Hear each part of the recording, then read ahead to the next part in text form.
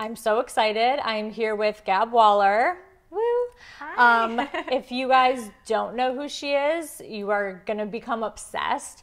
Will you tell everybody kind of what you do and about your business? Yes, absolutely. So I am the founder of GabWaller.com. It's a global fashion sourcing service, and I source pieces that are sold out or are in very high demand.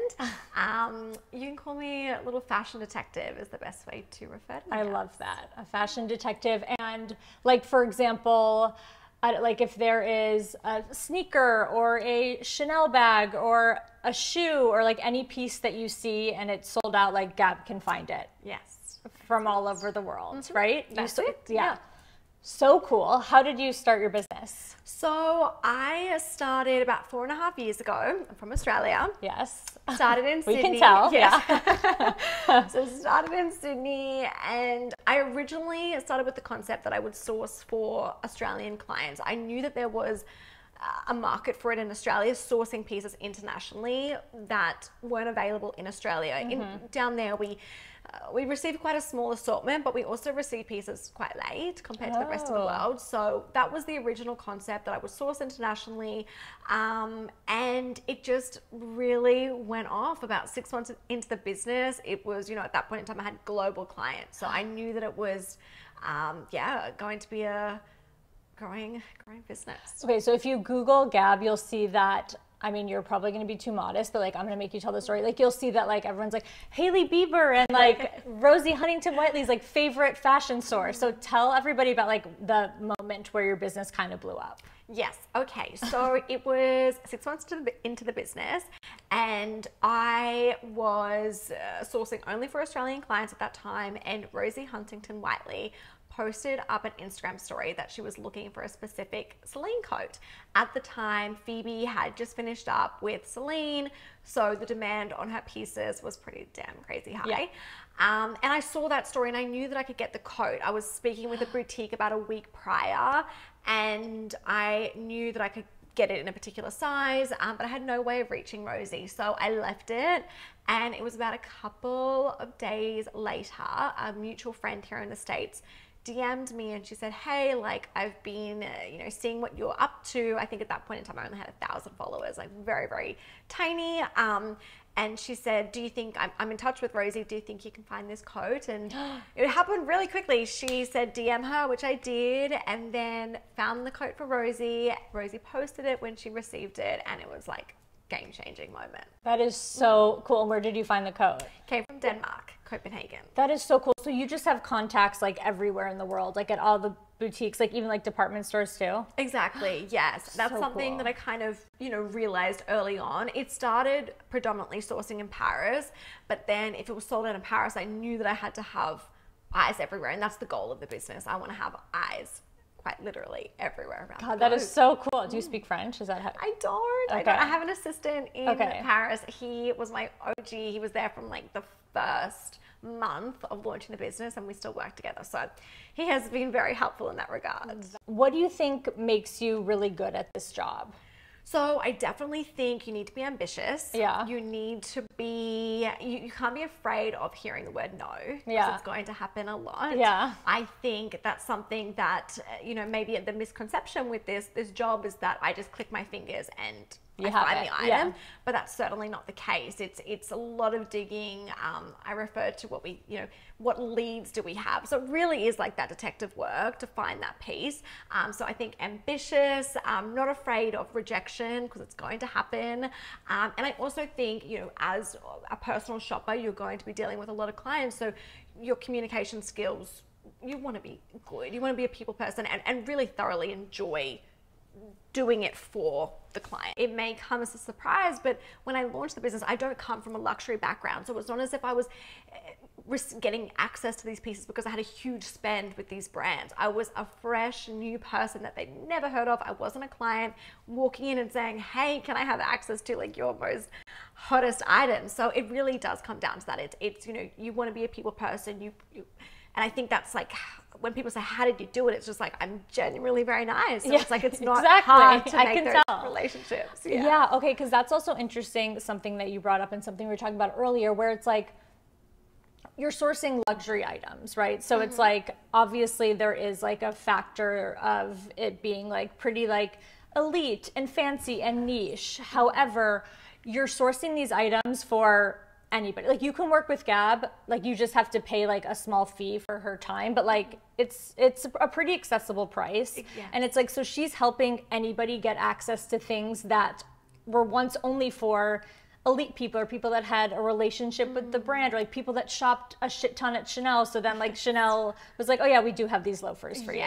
Yes. Which is so cool. Like it of course it's like something in the luxury space, but I feel like it's very democratic how you do it. For sure. And I think that brings me joy, because it really is giving everyone access to something that perhaps 4.5 years ago when I started, they didn't have the ability to do that, because this world of, you know, luxury and hot items, it usually is only accessible to VIP clients and, you know, high spending clients. And it's like, no, I want to erase that and have, you know, the 21-year-old girl who's buying her first bag or whatever it may be, it's like, I want to help that person. Yeah, and get her exactly what she wants, like the exact pieces that she wants. Because that's something else we were talking about, is like, of course, a lot of times, and I'm sure a lot of your clients want things that are really trendy and of the moment, but also I feel like sort of the impetus, or like the reason to work with you, is because like you see something that you really want and you have to have that item. It's not necessarily impulsive shopping or like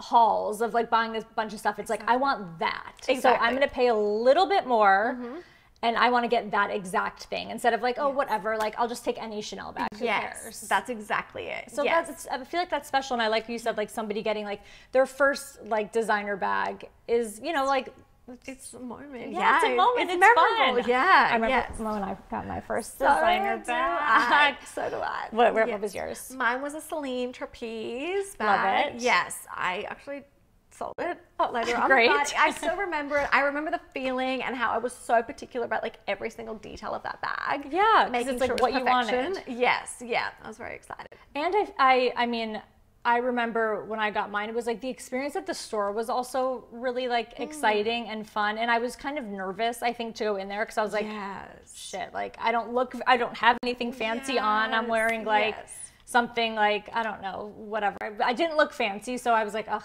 this is like going to be really embarrassing and scary, but it was actually really fun. And it felt nice and inclusive. And I feel like you give people that, which is really nice. I hope so. Okay. And I also want to know, talking about like hot items, what are, oh God, wait, I have so many questions. What do I want to ask first?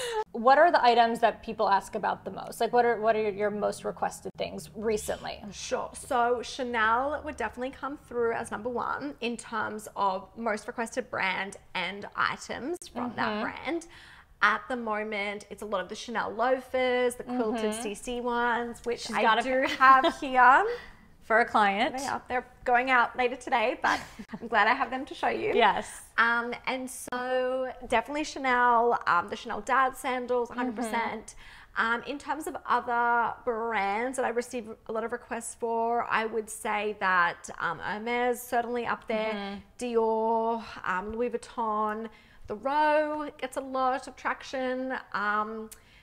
At this present time, as we're speaking, there's an Acne Studios bomber jacket that is sold out. It has been one of my most requested. It is the one that's over there. That's my personal one, because I did have to get it for myself. Oh my God. But yeah, it's sold out. And I think it was a situation where Hailey did wear it and then it just blew up. That was something else we were talking about earlier. I was asking, like, who do you feel like is most influential in making people purchase things? And you said Hailey Bieber. By like 100%. A ton, right? Yes. Oh, 1,000%. How do you sort of stay neutral, and like, how do you stay true to your personal style and not get sort of swept away like in the hype of a product? Yeah, that's a good question, because in the early days, I definitely did. And it was just a matter, I think I was just so excited to be doing this. And, you know, I would just, with the particular items, I think there was that, you know, perception that you know, I should be, if I'm sourcing it, I should be wearing that item. So Yeah. I think at the beginning, there was a moment where I did lose sight of my style, but I'm glad that happened at the beginning, because then I was like, okay, this has happened, but I want to separate myself from the business. And that's something I really focus heavily on, is really, there's two parts. Like, there's the business, which is Gab Waller, but then there's me as an individual, which is completely separate. And I really tried to work on like making sure that there is that separation, even in terms of, you know, what's posted on the social media. You know, ideally, like, I would love for that to be all my style, and like it's really curated for myself, but it's like, no, I'm curating this for my client and who would be shopping these items. So that has been a bit of a work in progress, but I feel like I've got there, and it's important to keep that separation. So what are the 3 words you would use to describe your style? Ooh, okay. I love this question. So I would say chic. Yes. Sophisticated. Yes. But with a splash of sexy.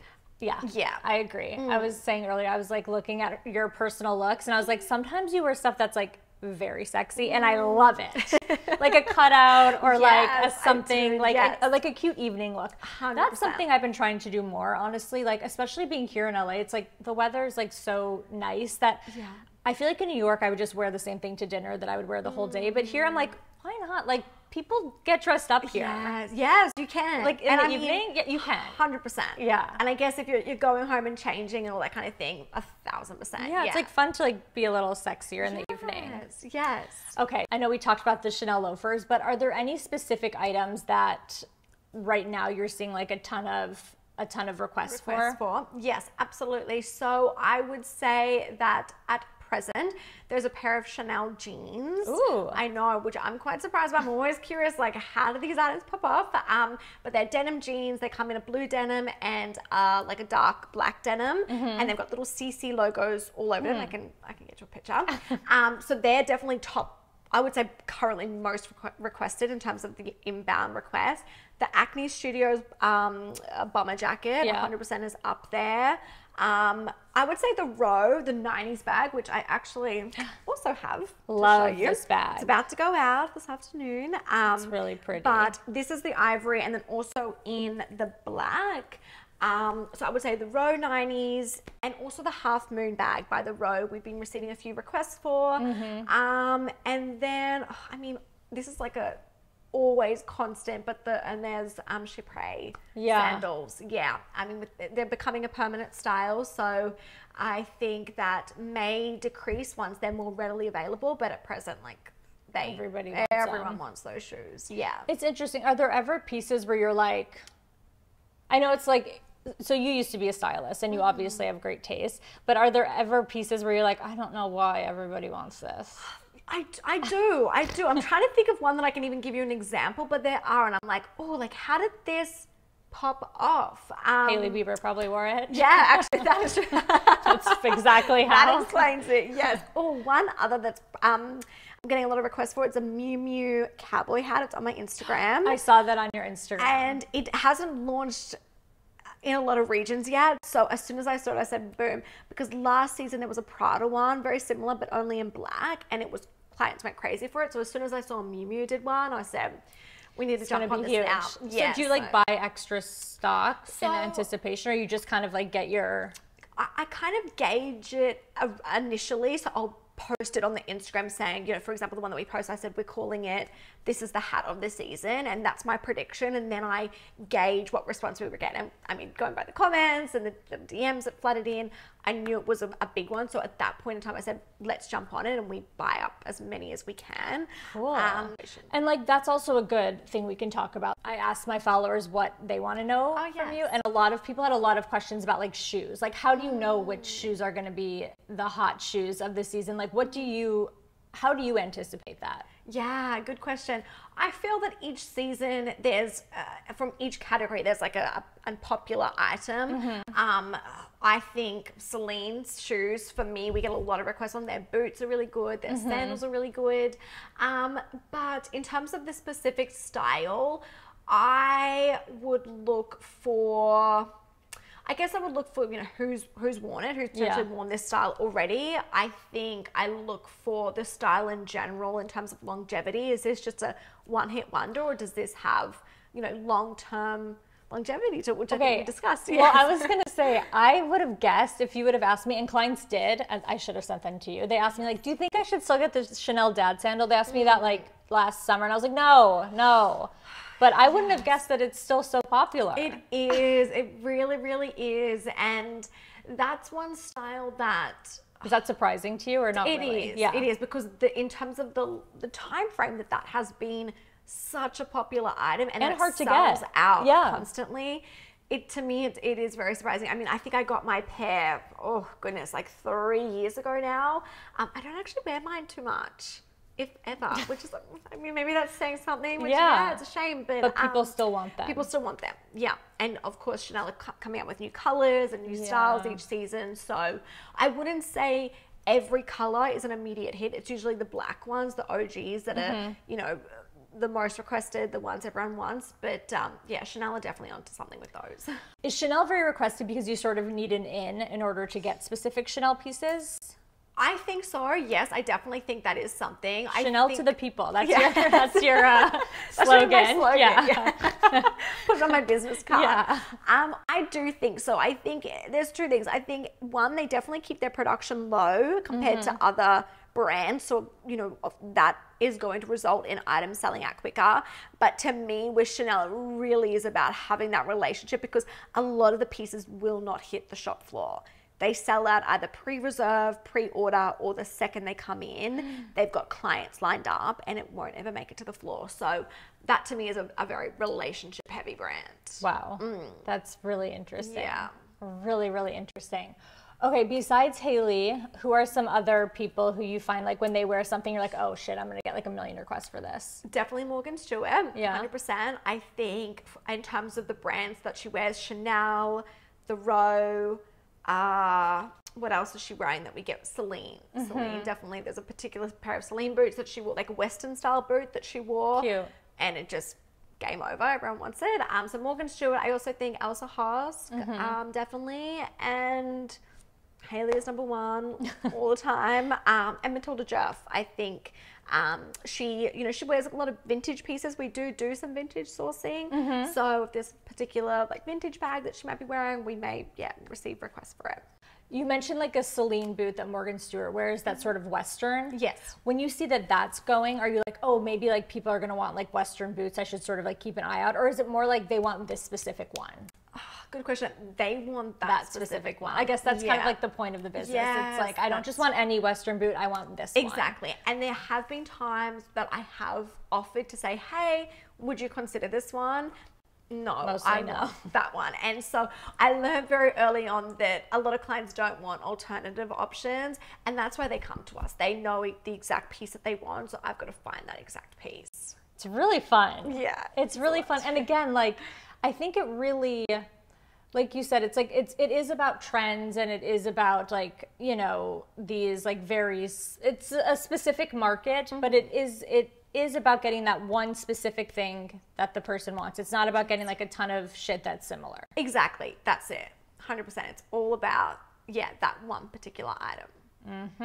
Now, okay, we talked about some pieces that are really, really highly requested right now. What are some things or some kind of trends that you think are going to be important moving forward? Perfect. So I definitely think a big one that I'm seeing is this, what's the word for it? I guess rise of quiet luxury.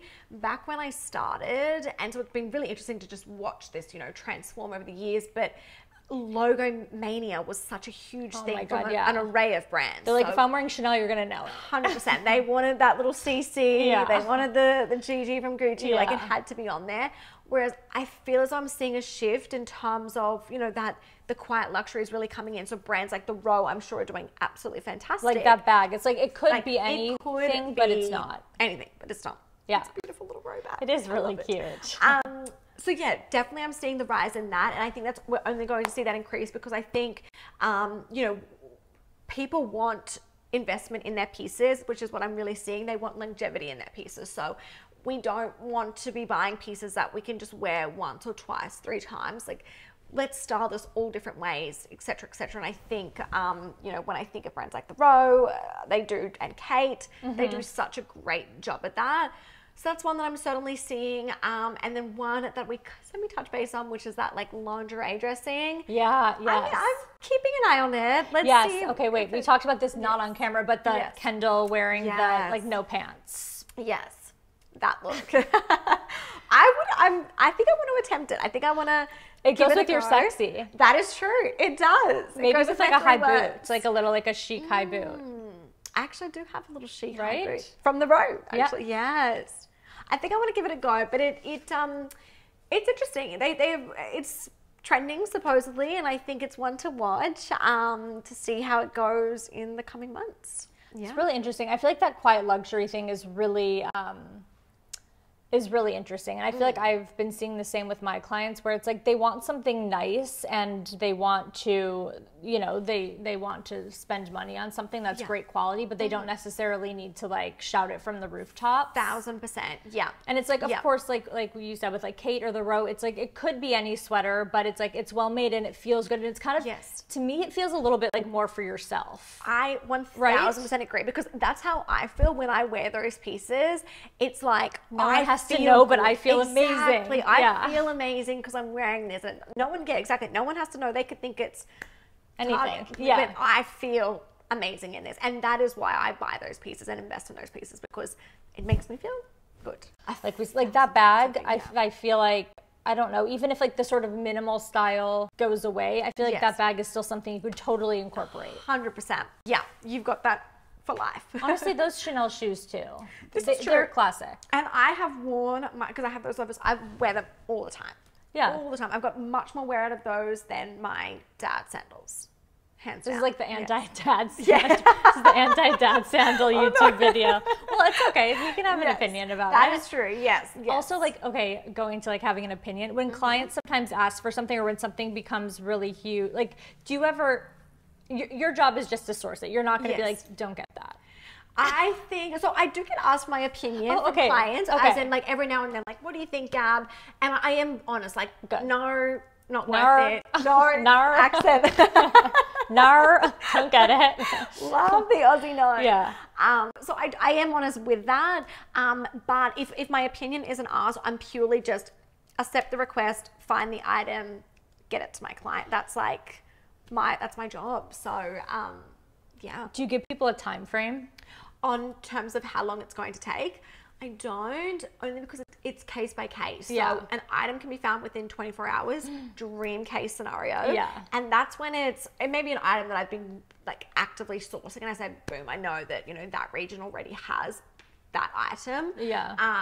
But we never put a time frame on it, because I guess it also, you know, protects us. We don't want to, I don't want to let the client down with their expectation. If we say like, hey, it's going to take 2 days, and week passes and nothing, it's like, we always say it's on a case-by-case basis. Everything is logged, and we'll be in touch the moment that we have good news.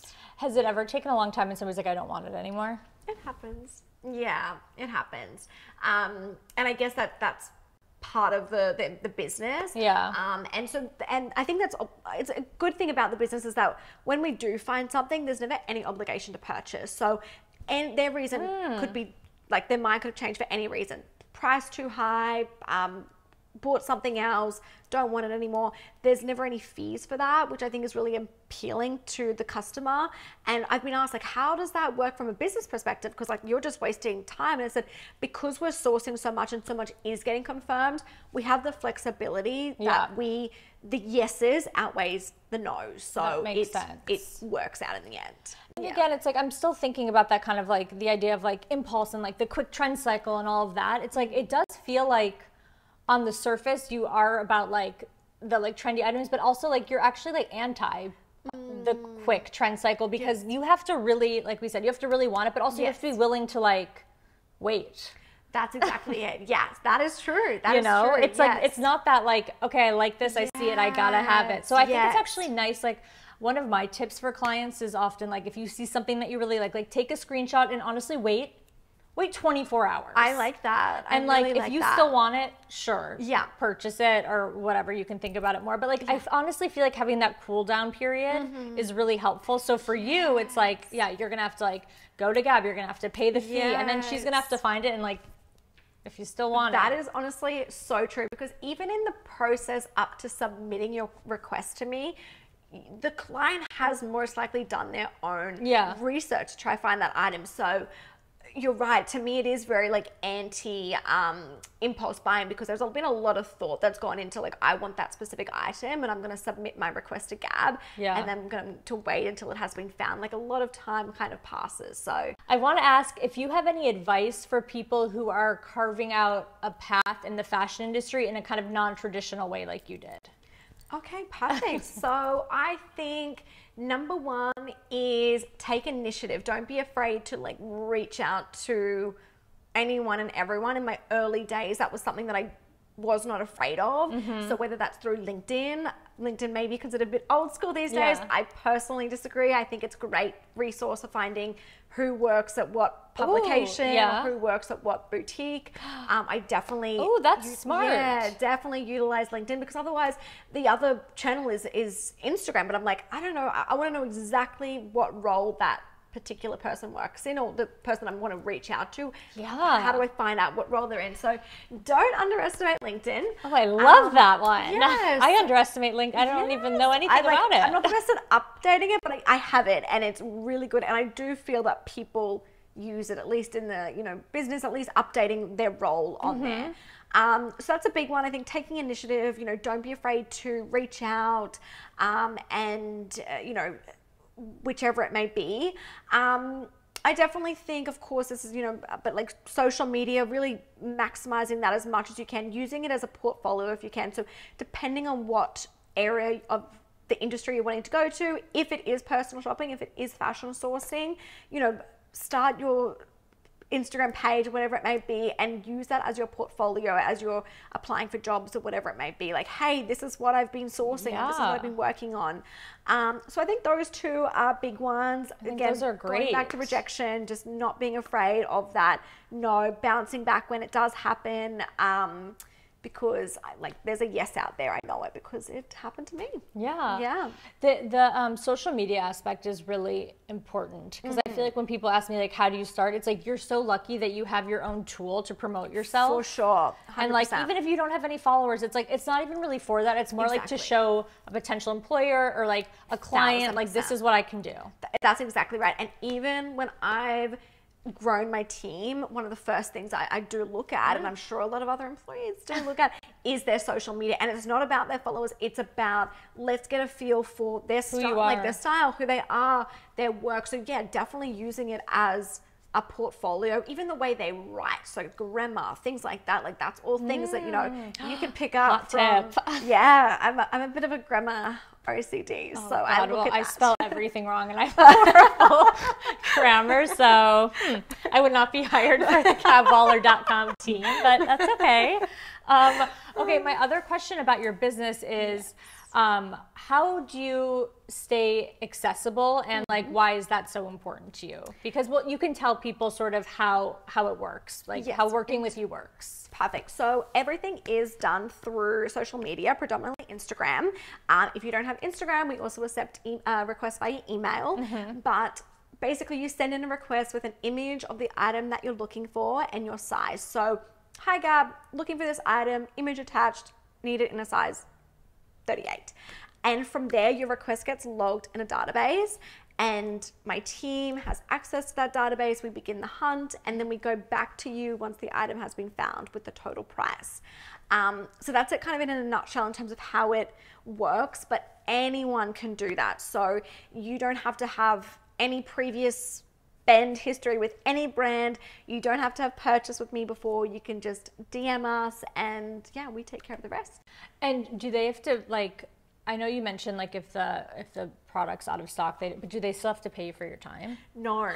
Yeah, no. What? Yeah. So that's what I mean, where it's like, oh, I thought that you just meant like, okay, it's fine. Like, if you don't want this thing, at least you're still paying me to like find it. No. So okay, and she's really running a very, very smart and accessible business. 100%. And there's, of course, there's downsides to that, and people say you should be charging, but to me, again, it goes back to our yeses outweigh our no's. So if we get XYZ no's a day, no problem, because these are our yeses. Like, That's a hard word to say. So it outweighs it. So it's kind of like, it's beneficial for all. And to me, you know, I want people to be comfortable in requesting things. I want people, even if they said no, hey, I don't want that. To me, they walked away from that experience and they're like, wow, that girl found it for me. I'm going to tell my best friend that she found it. You're so right. And it's like, boom, new business there. So and next time they're like not shy or, you know, discouraged 100%. to come back to you. So it's like constant new business coming in. Wow. Yeah. And how many clients are you working with at one given time? I know you have a team. Yeah. But so in terms of, I mean, like we have thousands of thousands of clients. But again, every request is like, it's not as if I'm talking to 1,000 clients at one time, because the conversation's quite short. It's just kind of like sending the request, accepting the request, and then going from there. So I've always said I'm never going to say no new clients. We're an open book because of that factor. Yeah, because it's like some clients will come for one item, we find it, they're great. Others, you know, constant requests daily. So it's very varied, but very open to all. So cool. Is there anything that you have bought for yourself recently that you're really excited about? Myself recently that I have purchased, I think number one is my Acne Studios bomber jacket. We have to put a picture of this up. Yes, 100%. I have not worn it, but I'm taking it to Paris this weekend. You're going to Paris this weekend? Yeah, Sunday. Oh, Sunday, that's so fun. Yes. For Fashion Week? Fashion Week, yeah. Oh, that's really, really fun. So I'm going for the week, so I'm definitely excited for that. The other one that I'm really excited about from my personal collection is there's a Mugler dress, which kind of goes into like the sexy side. Yeah. Yes, it's very like, very Mugler, which is like cut out and like a little like short. So I'll probably wear that in Paris. I'm very excited to wear that one.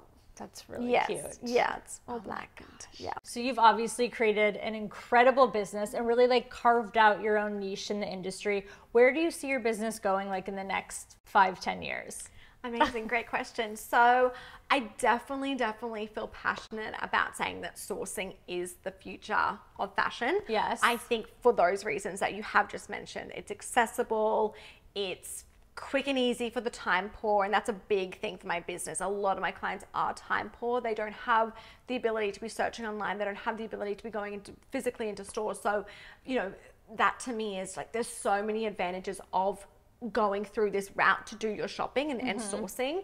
So I feel very passionate about that. I do believe that's just going to continue to grow and increase, and more people will be shopping this way. I think you're so right. Yeah. Even, sorry, not to interrupt you, but I was even thinking like, I feel like when online shopping sort of first, you know, hit the scene, I feel like people were like, no, people want to go in stores and touch things. It's like, 100%. I don't think they do. I mean, sure, it's fun. Like going shopping is fun for like a Saturday with a friend. Yes. But like, it's not necessarily like a past, like if people are looking for something, you just want the something. You don't 100%. need to like go into like have the whole experience, which I get. Again, the experience is fun, but yeah. It's so true. And I think what I always relay is we saw the boom with, say, you know, styling and celebrity styling, and then we, you know, just talking about different peaks in the fashion industry, you know, that was a big thing. And then obviously e-commerce just changed everything. Yeah. And I really believe that fashion sourcing is going to have that same effect on the industry.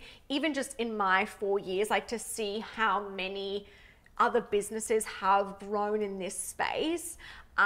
There's so much, and I mean, don't want to bring COVID in as a bit of a downer, but the explosion of my business during COVID was just like unbelievable, because the business operated more than it ever had. And I did everything from my laptop. I never had to move an inch. So it really goes to show that, you know, clients love shopping this way. It's accessible, it's easy, it's quick. And I think it's just going to continue. It's the future. Yes. It's the future. I love that. Well, thank you so much for sitting down with me. This is really fun. You can say, do you want to say your Instagram where people can find you and how they can work with you and all of that? Absolutely. So it's gabwaller.com, W-A-L-L-E-R. My accent always makes it W-A-L-L-A. So yeah, that's my Instagram. You can DM us. My team and I are on there 24/7. And thank you so much for having me. This was so fun. Thank you. Yay, thank you. Thank you. Woohoo! That was really fun. I love